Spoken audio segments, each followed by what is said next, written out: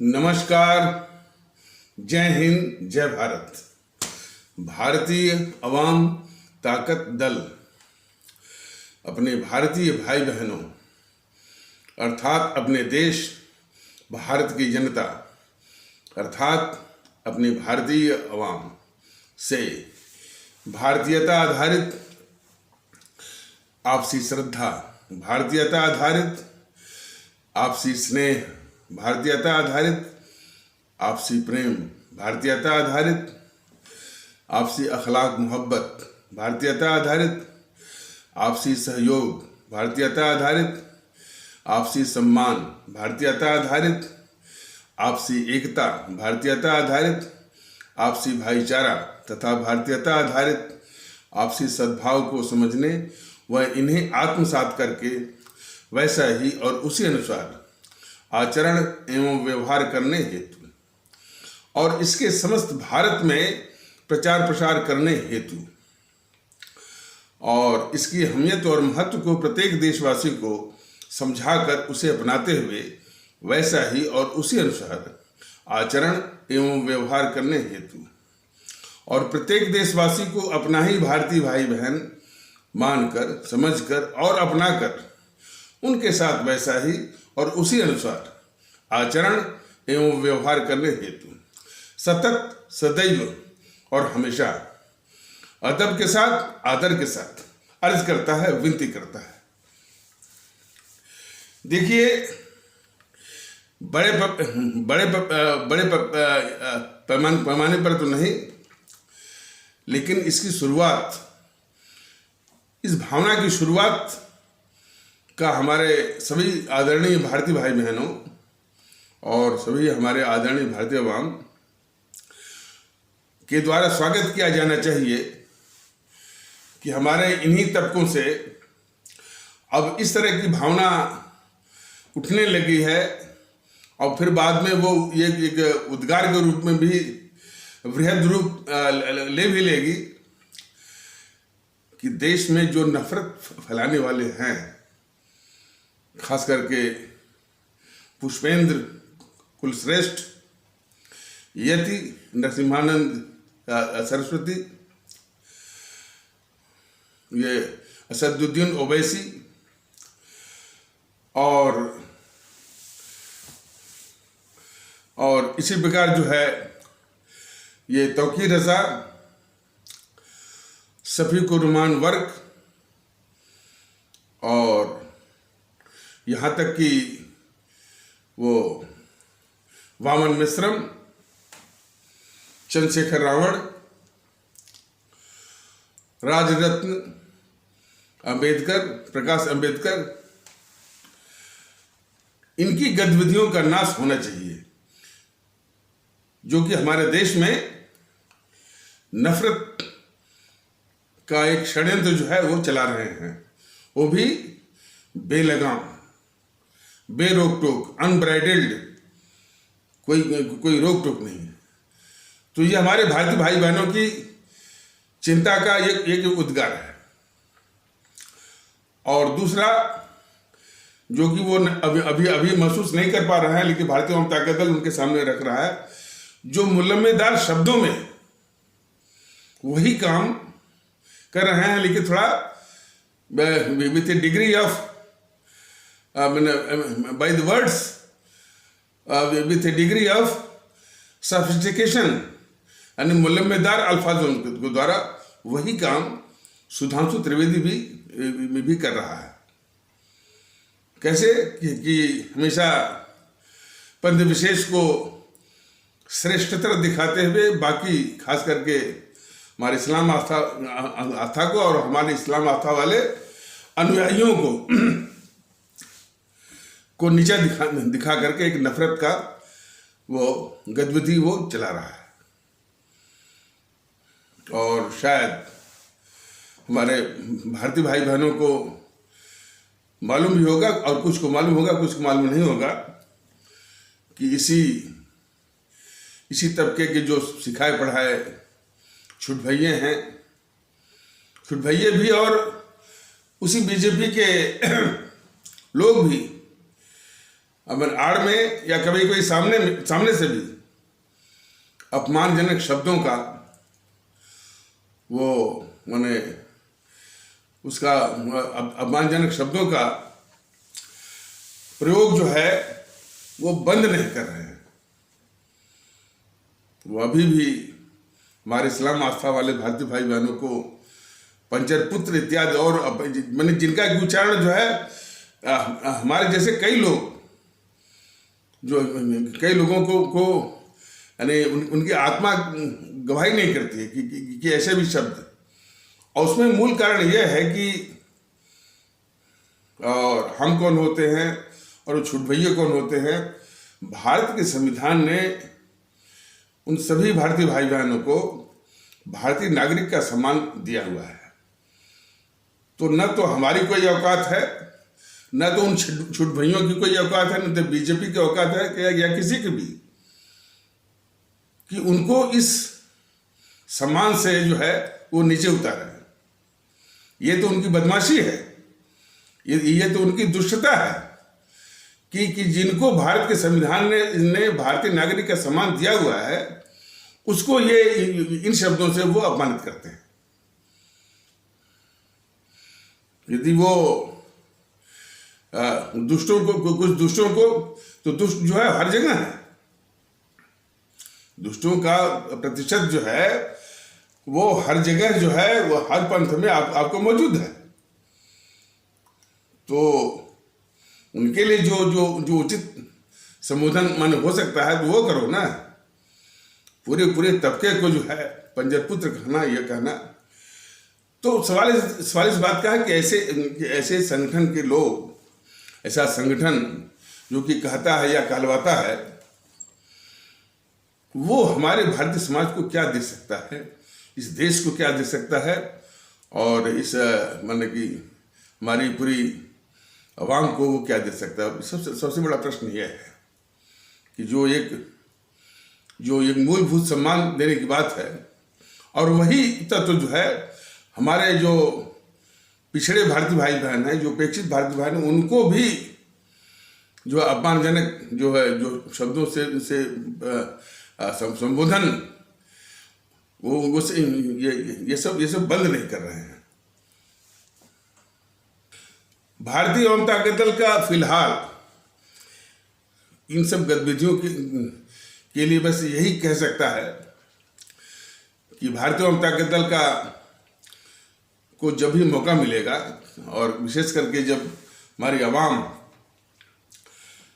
भारतीय आवाम का आशीर्वाद मिलेगा, तो ऐसे तत्वों को वो नष्ट में नाबूद करेगा, ताकि उनकी आदत, उनकी हिम्मत और जुर्रत और आदत वो तीनों छूट जाएगी। तो उस संबंध में ये बताना बहुत जरूरी है कि हमारे भारतीय भाई बहनों के तबके से इस तरह की भावना उठ रही है कि देश में यदि एकता लानी है, भावनात्मक एकता लानी है, आपसी भाईचारा लाना है और आपसी सद्भाव लाना है, आपसी जो गंगा जमुनी तहजीब आधारित एक आचार व्यवहार लाना है, और देश को मजबूत करना है एकता ला करके, भारतीयता आधारित, तो नफरत फैलाने वाले तत्वों की गतिविधियों को शून्य करना होगा, उनको नष्ट में नाबूद करना होगा, उनका विनाश करना होगा। ये इस तरह की आवाजें उठ रही हैं, और हमारे ये मुल्क के लिए बहुत ही शुभ संकेत है। ये तो रहा हमारे अवाम का एक भावना, भले ही वो एक छोटे पैमाने पर उसकी शुरुआत हुई हो, लेकिन जो तंत्र जो है साधन संपन्न है, जो सत्ता के करीब हैं, जो तबके जैसे मीडिया, पत्रकार, वो इस तरह की बातों पर कोई चर्चा करते ही नहीं। और यही नहीं, जितने भी गंभीर विषय हैं हमारे मुल्क के लिए, जैसे जातिवाद कितना बड़ा एक जहर है, कितना बड़ा अभिशाप है हमारे भारतीय समाज के लिए, इस मुल्क के लिए, और हमारी एकता, हमारी जो एकता है हमारे जो जो जो भारतीयता आधारित एकता होनी चाहिए, उसका कितना बड़ा दुश्मन है ये जातिवाद। इस पर कोई चर्चा ये टीवी वाले नहीं कराते, जबकि जबकि जबकि इस पर बराबर चर्चा होनी चाहिए। इसके खिलाफ जागरूकता हमेशा वो जो है पूरी वो जनता में जाना चाहिए, तभी तो जनता जो है वो जागरूक होगी। तो जातिवाद पर ये सब जातिवाद एक जहर है, एक बहुत बड़ा अभिशाप है, बहुत बड़ा, और इस देश का कलंक है। तो इस पर कोई चर्चा कोई भी टीवी चैनल वाला नहीं करता। सांप्रदायिकता भी एक जो है बहुत बड़ा दंश है, अभिशाप है, कलंक है इस देश का। इस पर भी कोई विमर्श जो है ये टीवी चैनलों पर नहीं होता है। उस प्रकार और भी जो विभाजनकारी और फिर उनकी कट्टरताएं हैं, खासकर जातिवाद की कट्टरता, संप्रदायवाद या सांप्रदायिकता की कट्टरता, और भाषावाद की कट्टरता या भाषावाद, और इसके बाद प्रांतवाद और उनकी कट्टरता। इस पर जो है किसी भी चैनल पर, किसी भी टीवी डिस्कशन में इसको स्थान नहीं मिलता न इस पर। और जबकि ये सब यानी बहुत भयानक समस्याएं हैं। हमारी एकता की, हमारी जो भावनात्मक एकता होनी चाहिए हमारे देश में, जो है इस पर कोई चर्चा नहीं करता।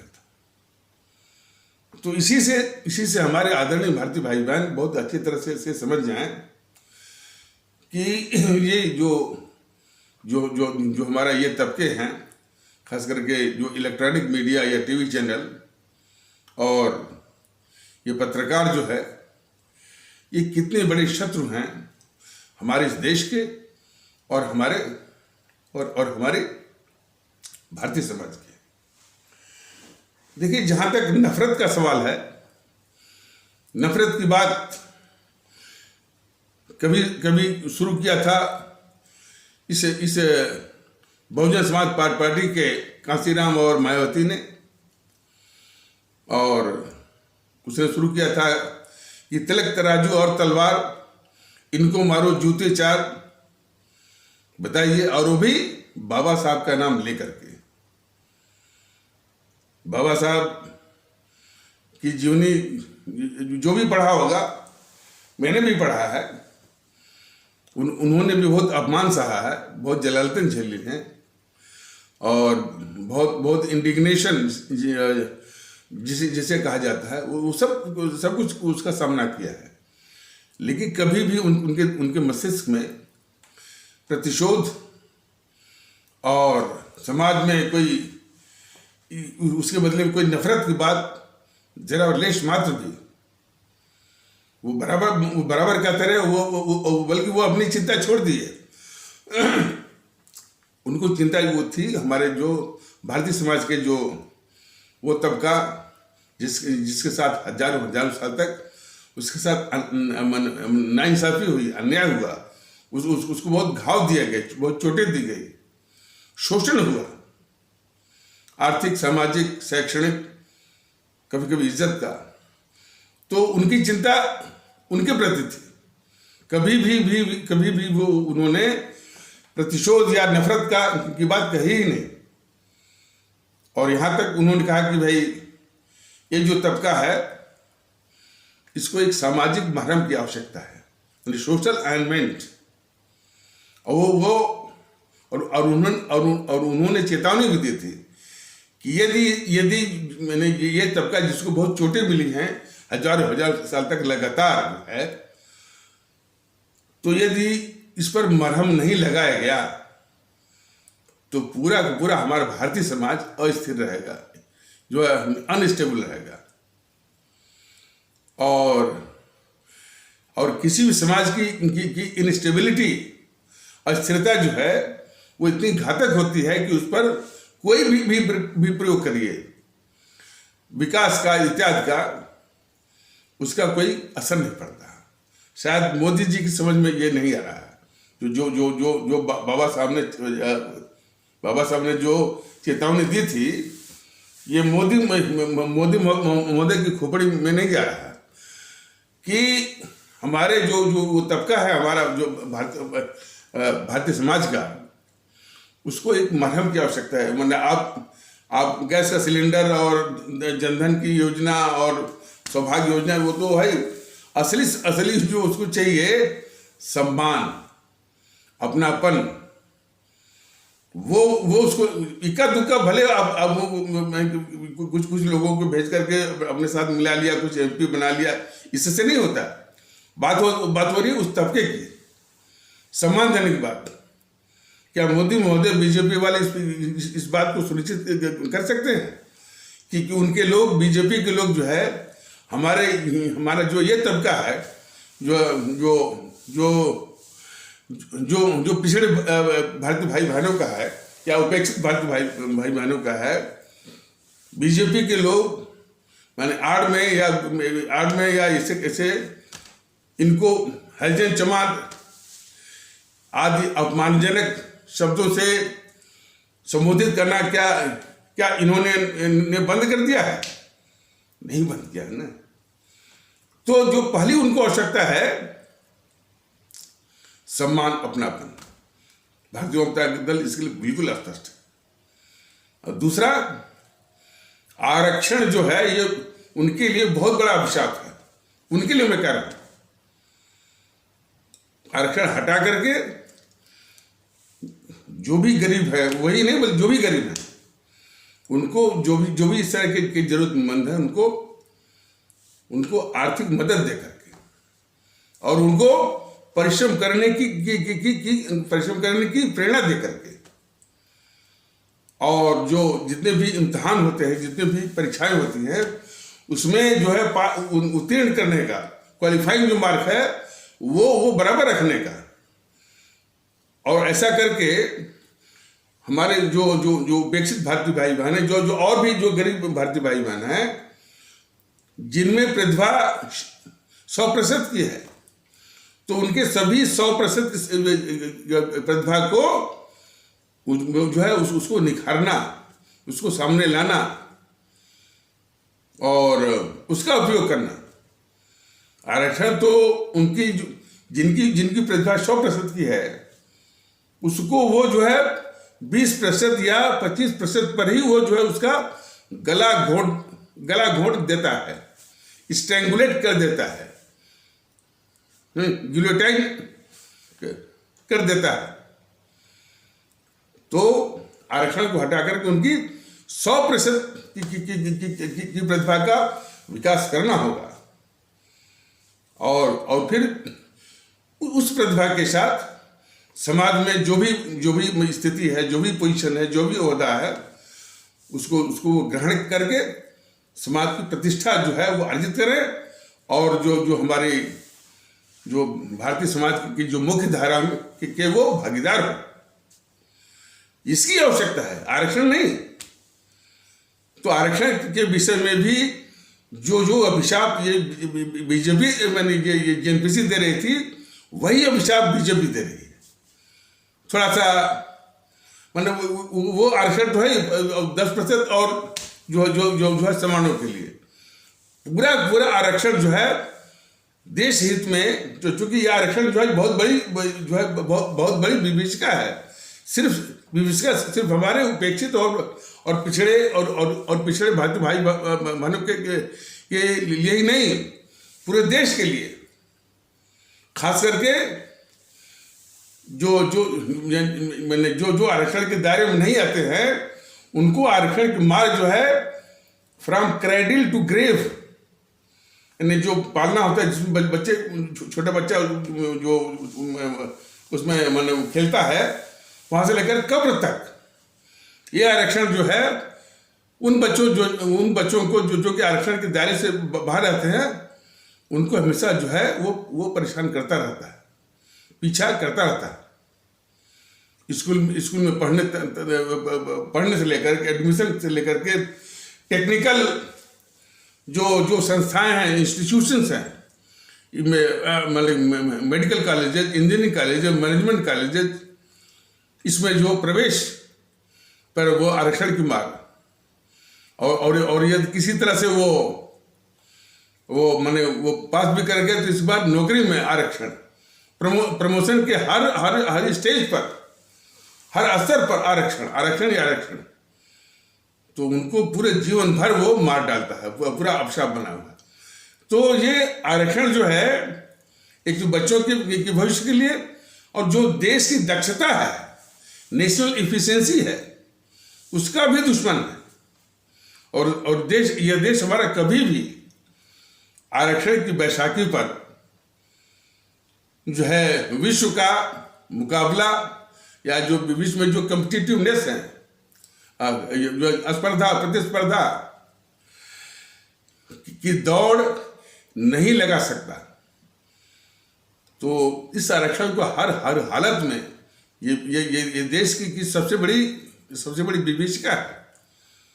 इसको खत्म करके वही व्यवस्था की जो भी जरूरतमंद है उनको पूरी आर्थिक मदद, सीखने का भी, उनको प्रूनिंग का, ग्रूमिंग का और उनके कोचिंग का जो भी है, पर्याप्त व्यवस्था करके इस विभीषिका का अंत जो है वो करना होगा।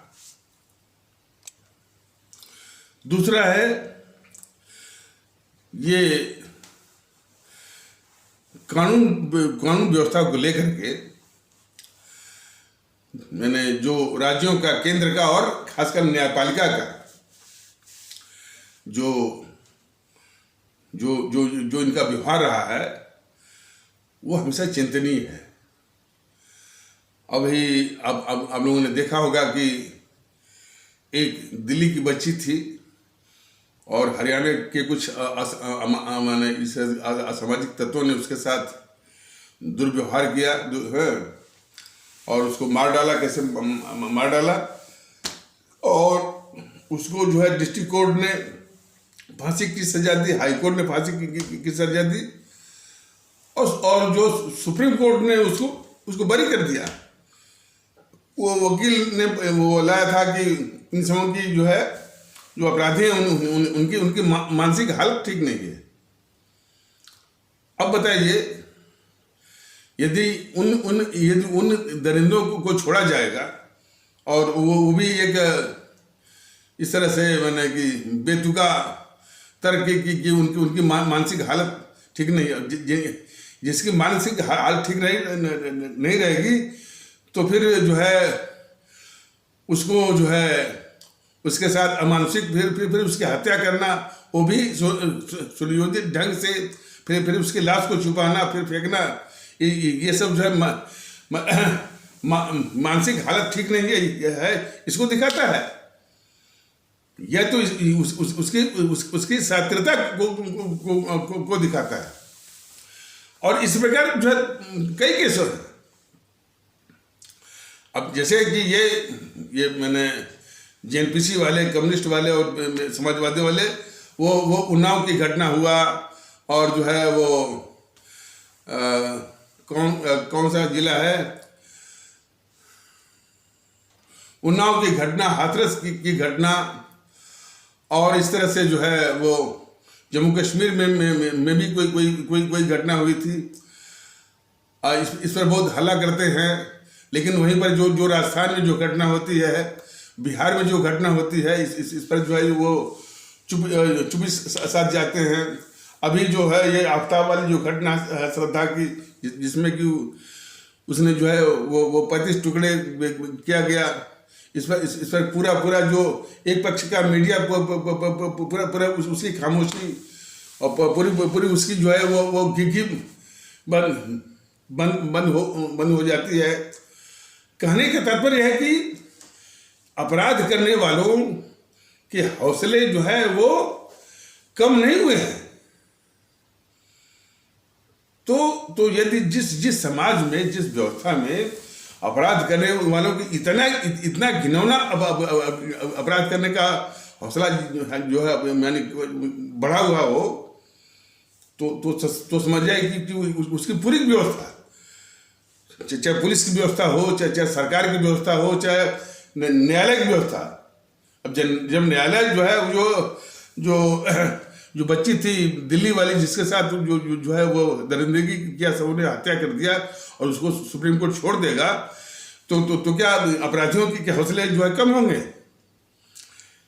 इस विषय में भारतीय जनता दल ने बहुत पहले ही कहा और इस बात के लिए बिल्कुल स्पष्ट है कि जितने भी अमानुषिक व्यवहार और इसके बाद हत्या का मामला है, कानून अब उसके लिए बनता रहेगा। हालांकि ये अश्विनी उपाध्याय में से कानून की बात करता रहता है। कानून आप बनाइए, कोई बात नहीं है, लेकिन कानून हो चाहे न हो, लेकिन जो इस तरह की मानसिक का जो पाया जाता है, जुडिशरी के भरोसे मत छोड़िए उसको। उसी प्रकार का दंड तुरंत मौके पर जब तक नहीं दिया जाएगा तब तक जो है इन अपराधियों को में खौफ नहीं आएगा। लक्ष्य है खौफ अपराधियों के दिमाग में होना चाहिए, हमारी आवाम बेखौफ होना चाहिए। क्या ये जो लक्ष्य है, इस लक्ष्य को पाने में सरकार, पुलिस, न्यायपालिका कुछ किए हैं? कुछ नहीं, इनका परफॉर्मेंस 0 है।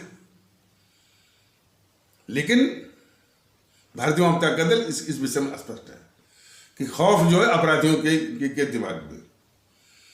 कुछ लोग तारीफ करते हैं इनको, हमारे योगी आदित्यनाथ आदरणीय श्री योगी आदित्यनाथ जी, माननीय मुख्यमंत्री उत्तर प्रदेश, लेकिन वो भी जो कर रहे हैं जातिवाद और संप्रदायवाद के रोग से वो ग्रसित है, ऐसी बात नहीं है। तो और झूठ मूठ का नाम कमाना, तो ये सबसे बड़ी समस्या है कि अपराधियों का हौसले बुलंद है और इस कदर बुलंद है कि जब उनको मौका मिलता है तो पति टुकड़े करते हैं। और उसमें सबसे जो खराब बात है कि इतना यानी अपराधियों का जो हौसला बुलंद है, इस पर चिंता करने के बजाय फिर वही गंदगी हिंदू मुस्लिम के नजरिए से उसको देख करके जो उद्देश्य है कि भाई कि खौफ अपराधियों के मस्तिष्क में होना चाहिए, हमारी आवाम बेखौफ हो, इस उद्देश्य को जो है बिल्कुल ये सब तहस नहस कर रहे हैं। और इस कदर इन समूह का स्वार्थ जो है वो आगे आता है। अब देखिए ये असदुद्दीन ओवैसी जो है अभी जो दिल्ली की लड़की के साथ जो है हरियाणा के जो है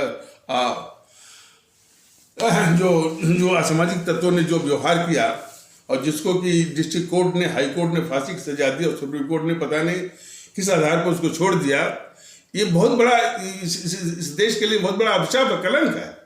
न्यायपालिका और सर्वोच्च न्यायालय के लिए भी बहुत बड़ा कलंक है।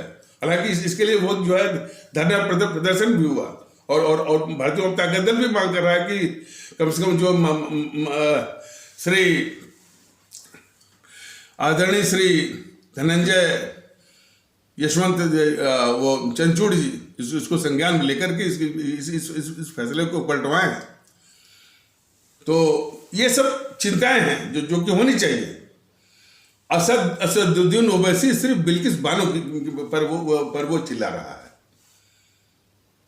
ऐसे लोग जो है समाज में एक विघटन, भाई जहां भी इस तरह का जो है अमानसिक हुआ है और न्यायपालिका के न्याय करने के बदले इस समाज पर अन्याय जो किया है, इस विषय पर कम से कम असदुद्दीन बोलता तो देश में एक अच्छा माहौल आता है। सिर्फ एक पंथ विशेष जो वो बिल्किस बानो की पंथ विशेष की थी तो उसी पर वो हल्ला कर रहा है। जो हाथरस की घटना हुई, जो है यहाँ पर राजस्थान में जो घटना हुई और जो तत्व बोलते गए कि सर कन्हैया कुमार था ना, कोई कन्हैया लाल के खिलाफ जो है सबों ने बोला और उसका सर भी काट दिया। तो इस पर जो है इस तरह से जो सिलेक्टिव जो हल्ला उल्ला करता है, तो असदुद्दीन ओवैसी जैसे लोग भी इस भारतीय समाज के बड़े खतरनाक शत्रु हैं सर।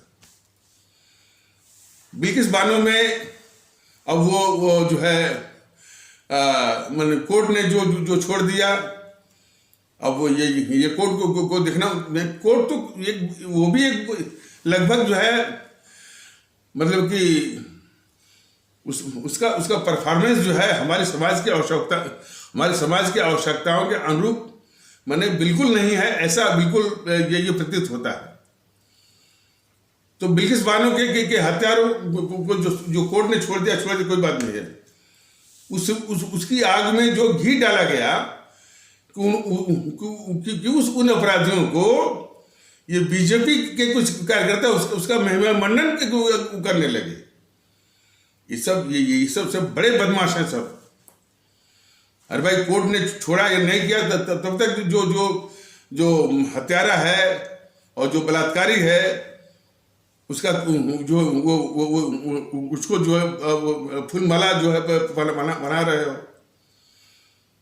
लेकिन ये सब एक सेलेक्टिव अप्रोच के द्वारा बिल्किस बानो पर जो है असदुद्दीन ओवैसी हल्ला वो करेगा।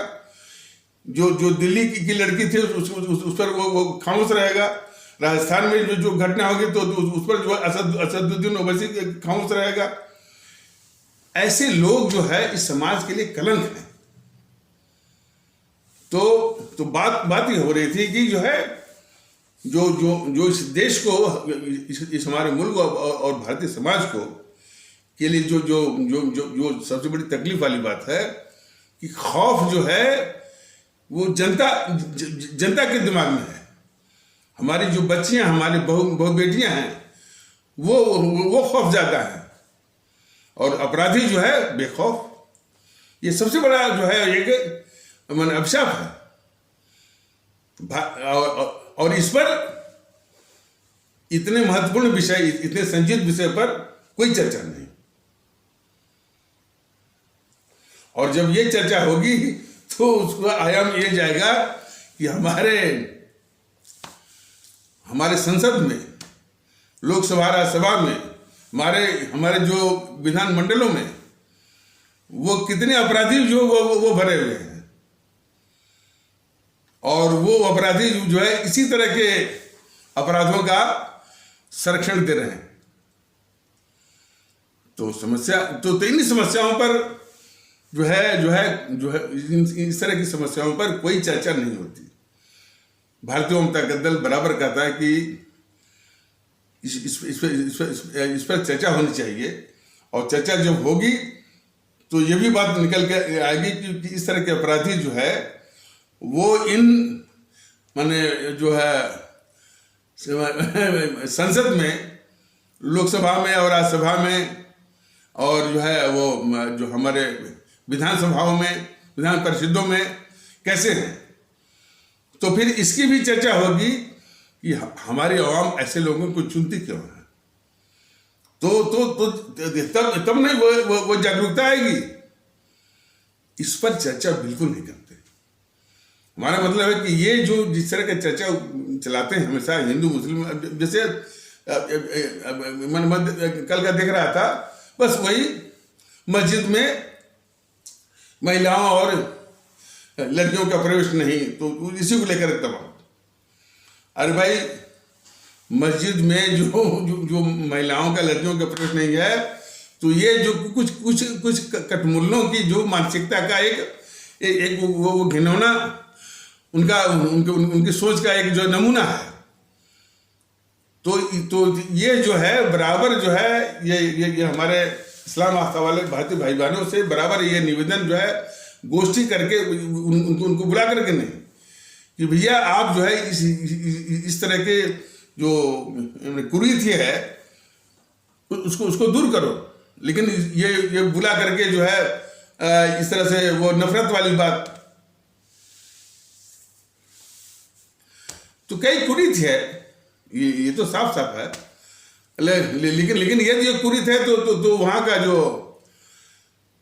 केरल वाला जो है सबरीमाला वाला, उसमें भी तो महिलाओं का प्रवेश वर्जित है। तो ये हमेशा जो है एक मैंने सिलेक्टिव,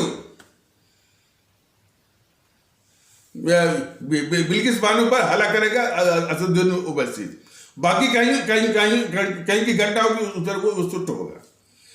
तो इससे समाज में हमेशा जो है एक भेद विभेद फैलता है। तो महिलाओं के विषय में उनका मस्जिद में प्रवेश है, अरे उससे ज्यादा मैंने जो इस तरह की सोच वाले हैं कि वो जो हलाला वाला है और भी चीजें हैं। और यही नहीं बल्कि शाहबानो का जो केस था, शायद 80 के दशक में सुप्रीम कोर्ट ने जो फैसला दिया था कि भाई उसको जो मेंटेनेंस है उसका जो हर्जाना या भरण पोषण का जो खर्च है महज जो है 25 रुपया प्रति महीना, उसको इन अब नाम लेना भी लेकिन ये जो कट्टर किस्म के जो है जो धर्म गुरु बनते हैं, उन्होंने पूरे समाज को ग्रसित कर दिया और जो है सड़कों पर ला दिया। ये अभिशाप है। और वो यहाँ तक ला दिया कि जो हमारे इस्लाम आस्था वाले भारतीय भाई बहनों को वोट बैंक समझते हैं वो तक हिल गए और उन्होंने सुप्रीम कोर्ट के उस फैसले को पलटवा दी। हालांकि उसके विरोध में यही आरिफ मोहम्मद खान जबकि उसमें मंत्री थे, उन्होंने इस्तीफा दिया। तो इस तरह का है और इस तरह की चर्चाएं होनी चाहिए कि जो मूलभूत जो मानवीय जो सम्मान है और जिसको कि ये सब वो देना नहीं चाहते हैं, खास करके कट्टर किस्म के धार्मिक गुरु और इसमें इस्लाम आस्था के, तो बराबर इसकी जो है वो प्रताड़ना वो होनी चाहिए। कोई भी पंथ हो, जहाँ तक है इसके विषय में हमारे स्वामी जो हमारे स्वामी विवेकानंद और हमारे बाबा साहब के विचारों को यदि आत्मसात कर ले पूरा समाज तो बिल्कुल स्पष्ट हो जाएगा। हमारे स्वामी विवेकानंद पंथ के विषय में मैं कह रहा हूँ, हमारे स्वामी विवेकानंद जी ने कहा था कि मैं उस प्रभु का सेवक हूँ जिसको अज्ञानी लोग मनुष्य कहते हैं। तो एक तो जो है यानी किसके प्रति वो समर्पित है ये दिखाता है। और इसके बाद उन्होंने कहा कि इसी प्रभु की सेवा करना और इसी प्रभु की सुख सुविधा का चिंतन करना ही हमारा धर्म है।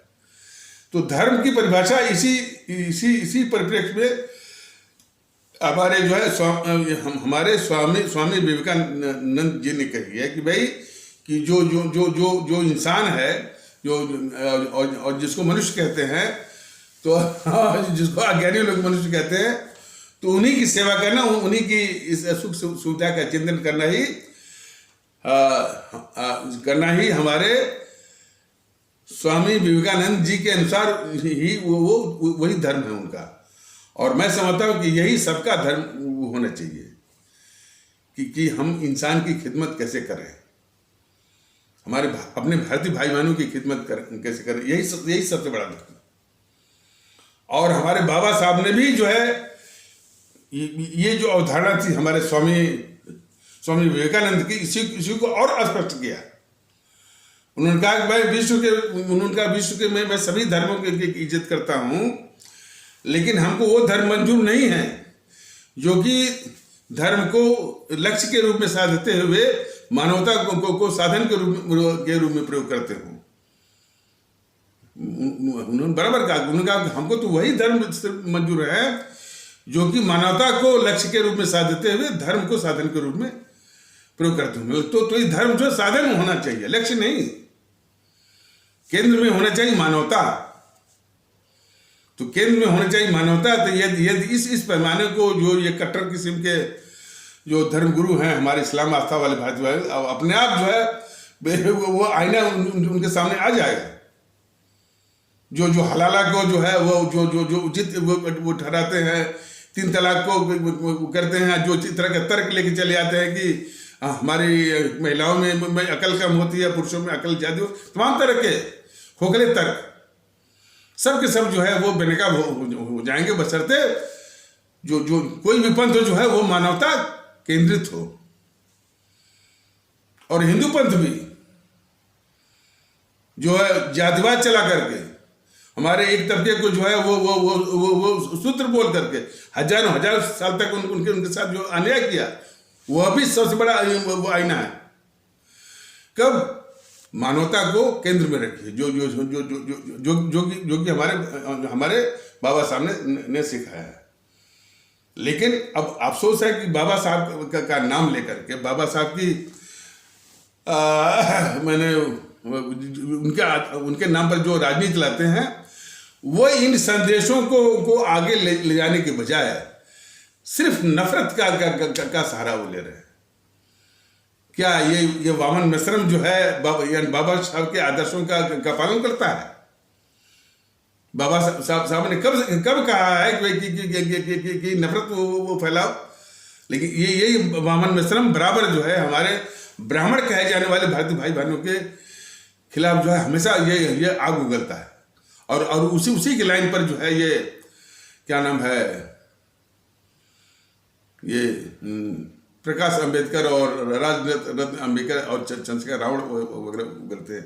तो इस सरासर जो है बाबा साहब के आदर्शों का सीधे अवहेलना, उनका अपमान और उनके वसूल सिद्धांतों की हत्या है जो कि कर रहे हैं सर। और उनके नाम पर बाबा साहब के क्या विचार थे, क्या उनकी सोच थी, हर विषय पर। और नफरत यही सब नहीं, नफरत के आधार पर कुछ पार्टियां जैसे शिवसेना का जन्म जो है नफरत के आधार पर ही हुआ। शिवसेना में उसके कोर में है हमारे इस्लाम आस्था वाले भारतीय भाई बहनों के खिलाफ नफरत का। और वो नफरत का उनका जो व्यापार है, जो उनकी आदत है, कभी हमारे दक्षिण भारतीय हमारे जो है दक्षिण भारतीय भाई बहनों के खिलाफ, अब उन शब्दों को जिन शब्दों से वो इस तरह का वो माने घिनौनी हरकत करते हैं, उसको कहना भी जो है मुश्किल होता है। कोई बोलते हैं कि हम लुंगी की पुंगी बजा देंगे, इस तरह की बातें। तो नफरत के आधार पर ये पूरी शिवसेना ही जो है आधारित है। हालांकि इसमें तो जो है यार विखंडित हो गई वो एकनाथ शिंदे वाली और ये उद्धव ठाकरे के बीच में। और फिर इसके बाद उत्तर भारतीयों के खिलाफ हमारे उत्तर प्रदेश के भारतीय भाई बहनों के खिलाफ, हमारे बिहार के भारतीय भाई बहनों के खिलाफ। तो इस तरह का जो है वो नफरत के आधार पर ही है। और यही दशा जो है डीएमके का है। डीएमके इतनी जातिवादी और हमारे ब्राह्मण कहे जाने वाले तमिलनाडु के जो ब्राह्मण कहे जाने वाले भारतीय भाई बहनों के खिलाफ बिल्कुल नफरत का। तो इस चीज को पूरे देश को बड़ी गंभीरता से सोचना होगा कि नफरत का जो व्यापार चल रहा है, तो उसमें ये पुष्पेंद्र कुलश्रेष्ठ, यति नरसिम्हानंद सरस्वती और ये तौकीर रजा, शफीकुर रहमान वर्क, वामन मिश्रम, चंद्रशेखर रावण, राजरत्न अंबेडकर, प्रकाश अंबेडकर अकेले नहीं है। डीएमके, शिवसेना और ये जो आरजेडी, ये भी नफरत का। आरजेडी के खौफ से हमारे कितने मैंने बिहार के खास करके ब्राह्मण कहे जाने वाले जो भारतीय भाई बहन है, और खास करके उत्तरी बिहार के, वो बेचारे भाग भूख करके यहाँ पर अपना जो है वो दिल्ली में रोजी रोटी जो है वो कर रहे हैं। तो ये सब वो गंभीर मामले हैं। भारतीय जनता दल जो है इसका जो है अकेले जो है इन सब बातों को उठा रहा है, लेकिन हमारा बात करने वाला कि इसकी चर्चा होनी चाहिए, तब जाकर के देश में जो है एकता का माहौल आएगा। भारतीयता आधारित वो एकता का माहौल आएगा इसमें। और प्रांतिक भावनाओं को भड़का करके वोट लेना, इसमें सबसे जो घिनौना जो चरित्र है वो बीजेपी का है। प्रभु राम सबके आदर्श है, सबके आराध्य देव हैं, चाहे वो किसी भी पंथ के मानने वाले हों। इस्लाम पंथ के मानने वाले हमारे भारतीय भाई बहन भी प्रभु राम की उतनी ही इज्जत करते हैं जितना कि उनके इष्ट देव अल्लाह को करते हैं। ये बात हमारे ये बीजेपी वाले अच्छी तरह से समझ लें, लेकिन प्रभु राम के सिर्फ वही भुनाते हैं। लगता है कि उनका वो एकाधिकार है उन पर। जहां तक कि नारा का सवाल है जय श्री राम का, तो बराबर ये कहा गया है कि भैया प्रभु राम का नाम, चाहे अल्लाह का नाम या गॉड का नाम जो है इस राजनीति में मत घसीटो। ये लोग हमारे जो है पूरे ब्रह्मांड के जो है वो प्रतीक है। पूरी मानवता के पूरी मानवता या पूरे चराचर जगत के प्रतीक हैं ये। तो इनको राजनीतिक स्वार्थों में मत घसीटो कि जय श्री राम, अल्लाह अकबर इत्यादि जो है। तो बीजेपी जो है इस प्रांतिक भावना का दोहन और शोषण करके जो इस तरह से वोट बटोरती है, ये सबसे बड़ा राष्ट्रीय अपराध है।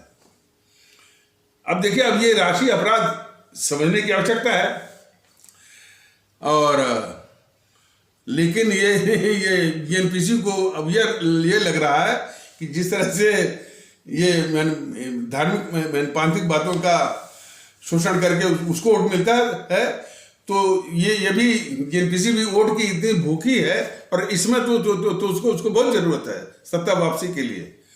तो वह भी हिंदुत्व वाली बात पर अब धीरे धीरे जो है वो इसी पटरी पर आ रही है। यहाँ तक कि उसका कोई है वो प्रमोद कृष्णम, अब वो ये कहने लगा कि कांग्रेस में कुछ लोग ऐसे हैं जिनको हिंदुत्व से चिढ़ है। बताइए, मैंने कांग्रेस को भी हिंदुत्व के रास्ते पर लाने के लिए वो प्रमोद कृष्णम इतना व्याकुल है। सवाल इस बात का कि हिंदुत्व हो चाहे इस्लाम हो, इस आधार पर इस देश में राजनीति को बिल्कुल खत्म करना होगा। जो भी इस तरह का मैंने राजनीतिक माहौल है, उसमें सिर्फ देश की बात होनी चाहिए, समाज की बात होनी चाहिए, पंथ की कोई भूमिका नहीं है। लेकिन देखिए, बीजेपी वाले इतने भय और दुष्ट हैं, ये फैलाए हुए हैं कि जनता में कि हम उनको लाए हैं जो राम को लाए हैं। बताइए, क्या इनकी औकात है प्रभु राम को वो लाने की? कहीं पर वो छिपाए गए थे। वो बीजेपी की औकात है कि वो प्रभु राम को ला सकते हैं ये। और रही बात कि राम मंदिर वाली बात, राम मंदिर तो बहुत पहले बन गया होता, ऐसी बात नहीं है। ठीक है, वो वहाँ पर कुछ असामाजिक तत्वों ने मंदिर रहा होगा वो, और किसी ने मस्जिद बना दी होगी, लेकिन यदि आपसी सद्भाव का माहौल होता जो होना चाहिए, तो वहीं पर मंदिर भी बनता, मस्जिद भी बनती। ये देखिए, इन सबों का सोच जो है कि जहां मंदिर बने वहां मस्जिद न बने। ज्ञानवापी हो चाहे मथुरा हो चाहे कोई भी हो, आखिर मंदिर मस्जिद ये साथ में बनते हैं। तो यही आदर्श है इस देश का। जब जब हमारे जो जो हिंदू सनातन आस्था वाले भारतीय भाई बहन, हमारे इस्लाम आस्था वाले भारतीय भाई बहन, यदि उनको साथ में रहना है, साथ में उठना बैठना, साथ में उनको खान पान करना है, भारतीयता के आधार पर एक रहना है, तो मस्जिद मंदिर क्यों दूर? सवाल इस बात का है। तो बन गया होता। लेकिन जो ये कट्टरवादी तत्व हैं, दोनों तबके के जो है, ये उनकी देन है। और यहाँ तक कि जब सुप्रीम कोर्ट का फैसला भी हुआ, तब उसने देखी उसकी मानसिकता की, वो कह रहा है कि राम मंदिर तो यहाँ बनेगा, मस्जिद इससे 10 कोस दूर। इससे जो है वो यानी प्रांतिक एकता आएगी। और ये सोचना, और भारतीय जनता दल का ये सोचना है कि मान लीजिए किसी दुष्ट ने जहाँ पर मंदिर था तोड़ करके वहाँ पर मस्जिद बना दिया, ये उसकी दुष्टता थी। इसलिए कि मंदिर हो, चाहे मस्जिद हो, ये आस्था के केंद्र हैं। तो क्या फिर उसी मस्जिद को जो इन सबों ने गिराया है, ढहाया है, क्या फिर वही दुष्टता जो कि किसी ने मंदिर तोड़ करके मस्जिद बनाया, तो क्या उसका यही जवाब है कि फिर उस मस्जिद को तोड़कर वहां पर मंदिर बनाया जाए? अंग्रेजी में कहावत है, 2 wrongs do not make a right। कहने का मतलब है, यदि किसी ने गलती किया है, उस गलती को दिखा करके हम भी वही गलती करें, ये अधिकार नहीं मिलता। देखिए, ये बातें जो भारतीय जनता दल बता रहा है, हो सकता है कुछ कट्टरवादी तत्व इसको उस रूप में न लेते हों। भारतीय जनता दल की इसकी परवाह बिल्कुल नहीं है। जो देश हित में होगा, जो समाज हित में होगा, जो समाज में जो है मैंने वो एकता के लिए एक होगा, उसको वह डंके की चोट पर कहेगा, सबके सामने कहेगा। ये तो कह रहा है कि जब हमारे हिंदू सनातन आस्था वाले भारतीय भाई बहन, हमारे इस्लाम आस्था वाले भारतीय भाई बहन, उनको साथ में रहना है, साथ में उठना बैठना है, खान पान करना है, एकता लानी है, भावनात्मक एकता लानी है, गंगा जमुनी वो तहजीब लानी है, कंपोजिट जो है वो culture, composite culture, composite understanding और कंपोजिट हेरिटेज भी, यानी हमारी साझी सोच, साझी विरासत और साझी समझ, इसको विकसित करना है। तो हर हालत में मंदिर मस्जिद जो कि उनके क्रमशः आस्था के केंद्र हैं, उसको पास में उसको होना ही पड़ेगा। ये तो उन दुष्टों की खुराफाती सोच का माने एक नमूना है, जो मंदिर यहाँ है तो मस्जिद वहाँ। इसमें भारतीय जनता दल का बिल्कुल विश्वास नहीं। भारतीय जनता दल तो यहाँ तक कहता है कि मंदिर हो, चाहे मस्जिद हो, चाहे जो गुरुद्वारा हो, जो भी हो, इससे किसी पंथ का जो है वो प्रदर्शन नहीं है। पंथ का जो भी है वो मन में आपके है। मंदिर हो न हो, वो जो है मैंने वो हिंदू सनातन है। क्या जो मंदिर में जाते हैं वही जो मंदिर में जाते हैं, क्या वही हिंदू पंथ के जो है अनुयायी हैं? क्या जो मंदिर में मस्जिद में जाते हैं वही जो है वो इस्लाम पंथ के अनुयायी? सूफी संतों ने कभी भी मस्जिद की बात नहीं की, इस्लाम की बात नहीं की। इस्लाम उनके मन की ताकत है, लेकिन मन की ताकत के लिए मस्जिद आवश्यक है ऐसा बिल्कुल नहीं है। मन की ताकत के लिए जो है मंदिर आवश्यक है ऐसा बिल्कुल नहीं।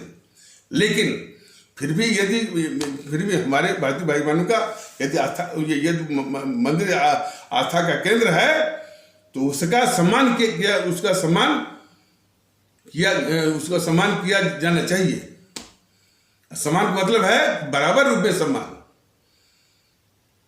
उसके प्रति कोई नफरत नहीं कि यहाँ पर मंदिर हो तो 10 कोस पर जो है वो मस्जिद हो पास पास में। हम तो कहते हैं कि सभी बात मंदिर, मस्जिद, गुरुद्वारा और ये आपका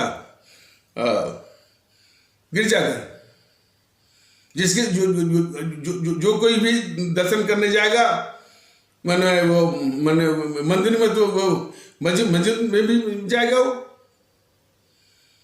गुरुद्वारे में भी जाएगा, चूंकि वो भारतीय है, अधिकार है उसका। इस तरह की बातें जब तक विकसित नहीं होंगी तो ये तब तक ये जो नफरत का जो माहौल है ये जाएगा नहीं, और नफरत के माहौल को खत्म करना ही होगा। तो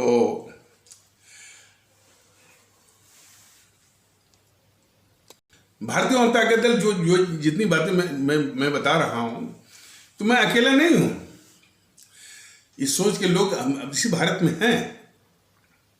जैसे मैंने बताया था कि शायद 3-4 साल पहले ये बिल्कुल वो सच्ची घटना है, पेपर में निकला भी था कि ईरान की 2 लड़कियां भारत घूमने आई थी, आगरा का ताजमहल वो देख रही थी। इसके बाद आगरा में एक मंदिर था, वो हनुमान मंदिर, उसके इर्द गिर्द वो चक्कर काट रही थी।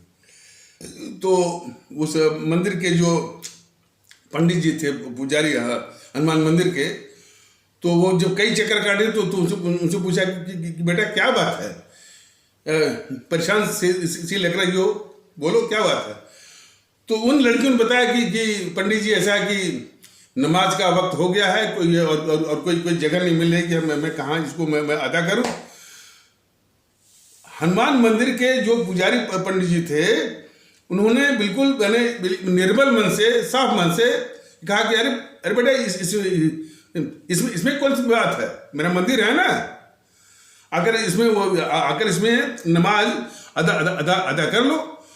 वो लड़कियां ईरान की जो है खुशी खुशी बगैर कुछ मन में लिए हुए उस हनुमान मंदिर में नमाज अदा उन्होंने की। अब सवाल ये उठता है कि वो जो लड़कियां थी ईरान की, जिन्होंने हनुमान मंदिर में नमाज अदा की, उनके मन में जरा भी ये भाव नहीं आया कि चूंकि हम मंदिर में नमाज अदा कर रहे हैं तो ये नमाज जो है खुदा को कबूल नहीं होगी। ये भाव जो है वो बिल्कुल नहीं आया।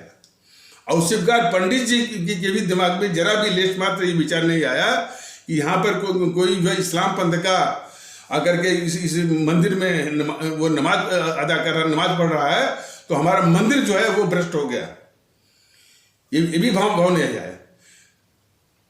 तो ऐसे ही भाव की आवश्यकता है। कोई हमारा भारतीय भाई बहन है, वो मंदिर में जाए, मस्जिद में जाए, गुरुद्वारा में जाए, लेकिन वो उसका आदर, बस ये शर्त यही है कि वो आदर भाव से जाए।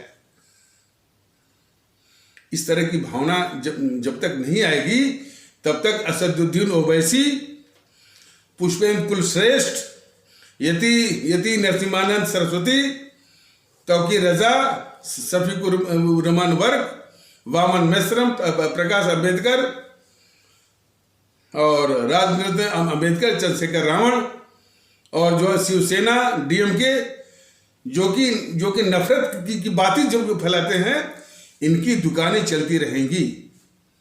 इनकी दुकानों को, इनकी गतिविधियों को जो है वो ध्वस्त करना है, नष्ट में नाबूद करना है। यदि देश को बचाना है तो लोग कहते हैं कि हमारा मुल्क जो है बहुत बेहतरीन है, दुनिया में बिल्कुल बेहतरीन है, बहुत खूबसूरत बगिया है, ये भी सही है। लेकिन इस खूबसूरत बगिया को अभी जो बताया गया है, ये खतरनाक तत्व जो है उसको तबाह करने पर तुले हुए हैं। इनको नष्ट में नाबूद करना हो, चाहे डीएमके हो, चाहे शिवसेना हो, चाहे आरजेडी के लोग हों, चाहे ये पुष्पेंद्र कुलश्रेष्ठ, यति नरसिम्हानंद सरस्वती और असदुद्दीन ओवैसी और ये तौकीर रजा, सफीकुर रहमान वर्क, चंद्रशेखर रावण, वामन मिश्रम, राजरत्न अंबेडकर, प्रकाश अंबेडकर इत्यादि सभी। हमारे देश में भारतीयता आधारित एकता और भारतीयता आधारित भाईचारा और गंगा जमुनी तहजीब इत्यादि लाना है। ये सभी भारतीय भाई बहन उठानी है। अच्छा, दूसरा, जब ये चुनाव भी एक महत्वपूर्ण अवसर होता है और इन चुनाव में जब इस तरह के तत्वों को जब वोट मिल जाता है, इस तरह जो समाज विरोधी तत्वों को, देश विरोधी तत्वों को, विघटनकारी तत्वों को जब वोट मिल जाता है तो ये चौड़े हो जाते हैं और अपनी गतिविधि जो समाज विरोधी गतिविधि जो मैंने जातिवादी, संप्रदायवादी जो भी गतिविधि चला रहे होते हैं, उसको और भी घिनौने तरीकों से जो है वो चलाना शुरू कर देते हैं। जबकि वो हमारे आदरणीय भारतीय भाई बहनों का वोट उनको मिल जाता है और वो चुन लिए जाते हैं। तो इसका इलाज ये है कि हमारे जो भारतीय भाई बहन हैं, जब भी चुनाव आता है, घरों में बैठे नहीं, घरों से बिल्कुल 100% बाहर आएंगे। जब तक कि भारतीय जनता दल नहीं आ रहा है, और आएगा, बहुत जल्दी आएगा, तब तक जो है नोटा एक बहुत सशक्त विकल्प है। घरों में मत बैठिए, बाहर आइए और बिल्कुल झाड़ करके एक सिरे से 95% के ऊपर नोटा दबाइए। ये सबसे बड़ा राष्ट्रीय कर्तव्य है। ये सब जो है, जो हमारा जो भारत का ताना बाना है, सामाजिक और जो है राष्ट्रीय, उसको तबाह करने पर ये वो लगे हुए हैं। तो इनकी गतिविधि को वो ध्वस्त करना होगा और उनकी गतिविधि वो तभी ध्वस्त होगी जबकि नोटा का इस्तेमाल करेंगे आप। तो इन्हीं आवश्यक शब्दों के साथ इस आवश्यक परिचर्चा को यहीं पर विराम दिया जाता है। तब तक के लिए